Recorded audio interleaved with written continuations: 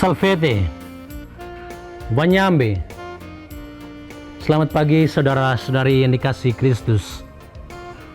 Mari kita mengawali hari baru dengan mendengarkan firman Tuhan yang diambil dari Injil Matius bab 18 ayat 15 sampai 20. Tuhan bersamamu. Inilah Injil suci menurut Matius. Sekali peristiwa, Yesus berkata kepada murid-muridnya, "Apabila saudaramu berbuat dosa, tegurlah dia di bawah 4 mata. Jika ia mendengarkan engkau, engkau telah mendapatnya kembali. Jika ia tidak mendengarkan engkau, bawalah seorang atau 2 orang lagi, supaya atas keterangan 2 atau 3 orang saksi, perkara itu tidak disangsikan.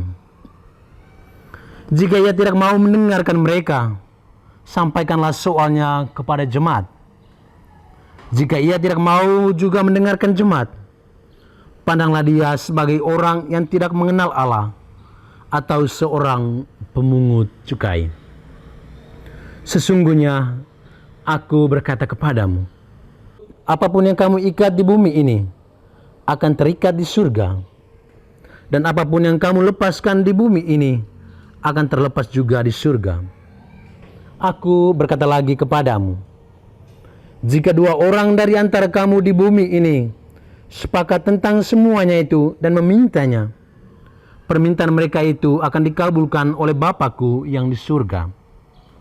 Sebab di mana 2 atau 3 orang berkumpul dalam nama-Ku, di situ aku ada di tengah-tengah mereka."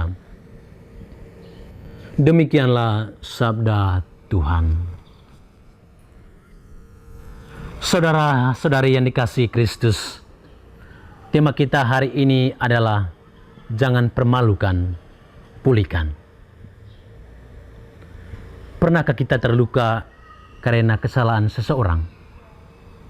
Atau mungkin tanpa kita sadari, justru kita sendiri yang telah melukai hati orang lain?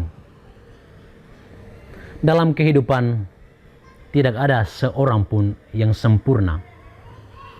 Kita bisa salah dalam perkataan, salah dalam tindakan, bahkan terkadang melukai orang yang paling kita kasihi.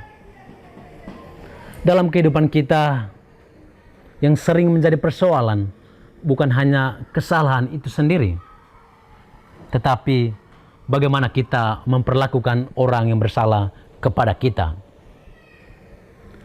Melalui Injil hari ini, Yesus memberikan jalan yang sangat luar biasa.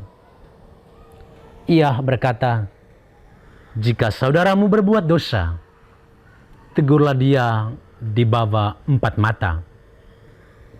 Yesus tidak mengatakan sebarkan kesalahannya, unggah di medsos kelemahannya, dan permalukan dia di depan orang lain. Tetapi temuilah dia secara pribadi dan berbicaralah dengan kasih. Ini tentu tidak mudah. Kita sering lebih suka menceritakan kesalahan orang lain daripada menyelesaikan persoalan secara langsung. Kita lebih mudah menghakimi daripada memahami. Kita lebih cepat menjauh daripada mengulurkan tangan untuk mendamaikan. Padahal teguran yang lahir dari kasih bukan untuk menghancurkan, tetapi untuk menyelamatkan. Tujuan dari teguran adalah bukan membuat orang lain merasa malu, tetapi membantu dia menyadari kesalahannya dan kembali kepada jalan yang benar. Mungkin hari ini ada seseorang yang sedang kita jauhi, benci karena sebuah kesalahan. Mungkin ada luka yang belum kita lepaskan.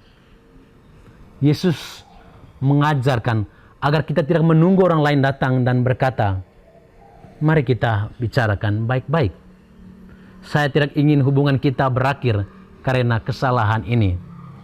Melainkan berinisiatif untuk menyapa dan memaafkannya. Jangan pernah biarkan kesalahan menjadi tembok yang memisahkan kita. Tembok yang memecah belah persekutuan. Jangan biarkan ego lebih besar daripada kasih dan pengampunan. Saudara-saudari terkasih, bagaimana dengan kita? Sebagai pengikut Kristus, kita belajar menegur tanpa membenci, mengampuni tanpa mengungkit, dan berbicara tanpa mempermalukan. Sebab ketika kita berkumpul dalam nama Kristus, Dia hadir di tengah-tengah kita. Kristus hadir dan memberi kita harapan untuk memulihkan apa yang terluka. Melalui pengajaran Kristus hari ini, kita diajak untuk tidak hanya bertanya, siapa yang telah menyakiti saya? Tetapi juga berani bertanya, siapa yang perlu saya ampuni? Dan kepada siapa saya perlu meminta maaf? Terkadang satu kata maaf dapat menyembuhkan luka.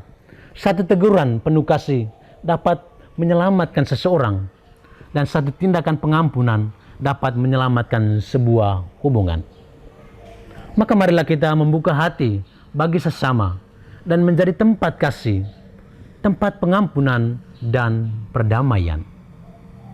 Tuhan memberkati kita. Marilah kita berdoa. Tuhan, pagi ini kami kembali naikkan puji dan syukur kepadamu. Terima kasih karena Engkau sudah menjaga kami saat kami tidur maupun bangun. Terima kasih untuk udara sejuk dan segar pagi ini. Kami mohon, bukalah mata hati kami, agar kami mampu memandang kemurahan dan karya-Mu. Rahmatilah kami dengan kuasa Roh-Mu, agar kami mampu untuk bertobat dan memuji serta memuliakan-Mu melalui pekerjaan dan pelayanan kami hari ini. Kristus terang dunia, berkatilah keluarga kami. Jadikanlah kami alat kasih-Mu, dan pantaskanlah kami menjadi hamba-Mu yang setia. Demi Kristus Tuhan dan pengantara kami. Amin. Tuhan bersamamu. Semoga kita sekalian, orang-orang yang kita kasihi dan doakan, seluruh aktivitas kita hari ini dibimbing, dilindungi, dan diberkati oleh berkat Allah yang Maha Kuasa, Bapa dan Putra dan Roh Kudus. Amin.